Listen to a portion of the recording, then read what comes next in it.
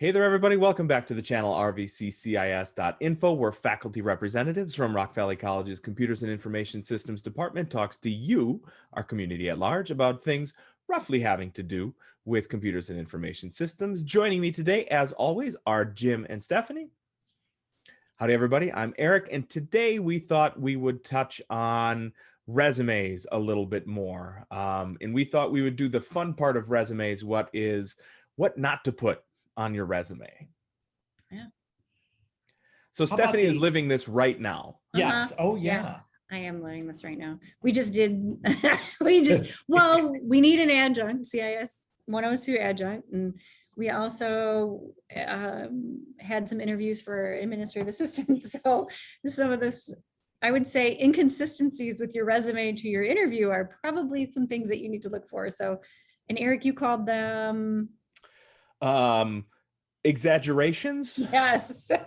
Okay, so inconsistencies or exaggerations. Yeah, I would say you need to watch out for that. Oh yeah. I remember being on hiring committees. This is a few years ago, but they would get their cover letters and they wouldn't even bother to look at the job title or who they were really sending it to. You could just tell they were just mailing out and nothing to do with the job they were applying for. So your cover letter should actually match the position that you're looking for. Yeah. And if there's certain experience that you did in certain jobs, you can make sure it's tailored on your resume. Yeah. But then make sure you mention that in the interview. Right. If you don't, then I just assume that you may not have actually done that.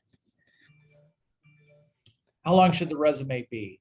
I remember looking through 3- and 4-page resumes and going into a coma. Yeah, I don't know. Like, I can see for brevity, like if this was the Big Lebowski, if you're all into brevity, man, for 1 page, I think it makes sense. But there's certain, at a certain point in your career, don't you think it spills over onto 2 and 3 pages? Yes. Yeah. This last couple of weeks, I'm like, this person it feels like they should be a 2-page resume, maybe. Right. Instead of, because the 1 page is really short, especially if you have a lot of experience. Right. You don't need to put all of your experience on there. Right. The last 10 years is probably just fine. Yeah. Yeah. And you don't have, how many bullets per each? You don't really need 10. You don't need 10 things per each job. Yeah, 3 or 4 is usually the sweet spot. But I mean, it really depends, right? If you're going to go for, an administrative assistant position, you may well have a wealth of experience and you should absolutely put that on there. But like Jimmy Carter could not possibly have a 1-page resume. He's 144 years old. He never stopped working. He has been president of the United States. He squashed freaking malaria in like Africa. He's built 2 million homes. I mean, not by hand, but because he's 140 years old. But like, it's unreasonable to expect a Jimmy Carter. I'm sorry, Mr. Carter, we're going to have you send us another resume. This is 11 pages long. Please stick to the last 10 years. And he's like, that is the last 10 years. So, I don't know. Yeah. Like, so it depends on what you're applying for. Right. Yeah. If it's your first job at, Wendy's, it's probably okay to have a 1-page resume. But if it's, further on up the chain, you're going to have more experience there. And that's what you're going to be looking for. Yeah. Yeah.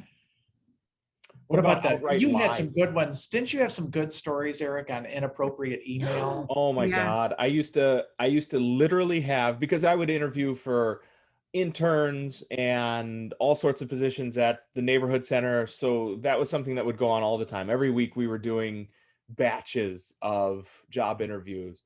And one summer we had done a project with Microsoft in the city of Milwaukee where we were looking for an envoy, somebody who would be like, they would literally have 24/7, 365 access to,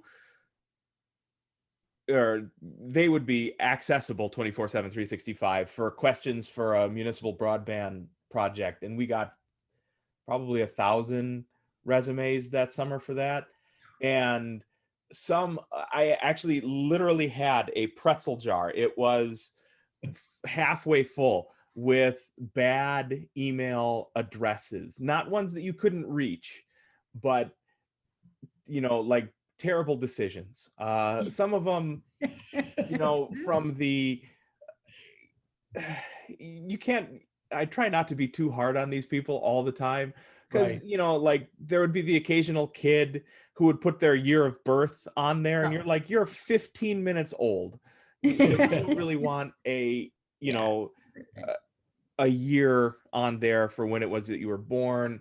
Other people would have like underscores for their high school and stuff, which I suppose, but some of them were just terrible. So like uh, bizarre sexual references in there. There would be people with, like band names. There was people who had been clearly burnt by other people or organizations before. So there was one of them was and I won't repeat the name just in case it actually has like a human being associated with it, but the address was literally FU and somebody's first and last name at gmail.com.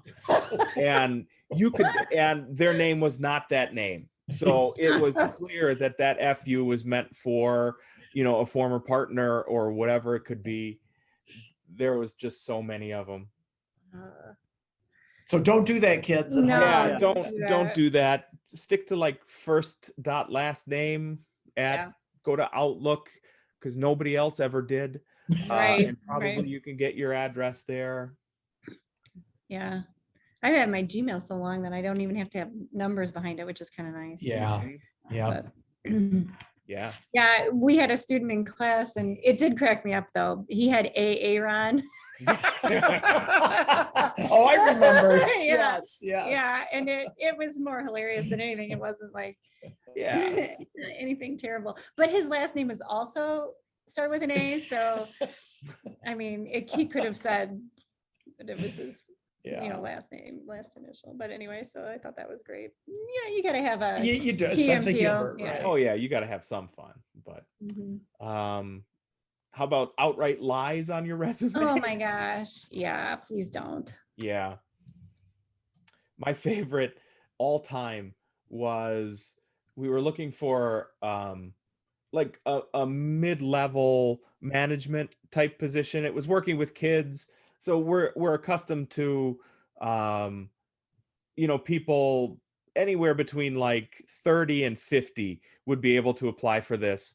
And because clearly at some point in time you transition from being an on the phone interview to an in-person interview, an outright teenager walked in, and it was a excuse me, it was a gentleman. He had the fourth deepest voice I've ever heard on anybody ever. It's it started back here, so when he spoke, he actually had to come around his person to get to you. But he was like 16. Yeah. It was such total bullshit.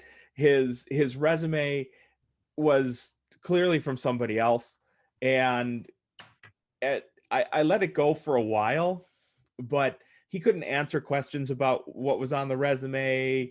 And so finally I was like, all right, this isn't you, right? I mean, because he's like, no, it's all lies. And I'm like, you get out. And so we won't be calling you back. But it was just like all lies. So whatever he was doing, like for whatever stunt this was for, I mean, like, congrats, buddy, you got the call, I guess. But yeah, a little waste.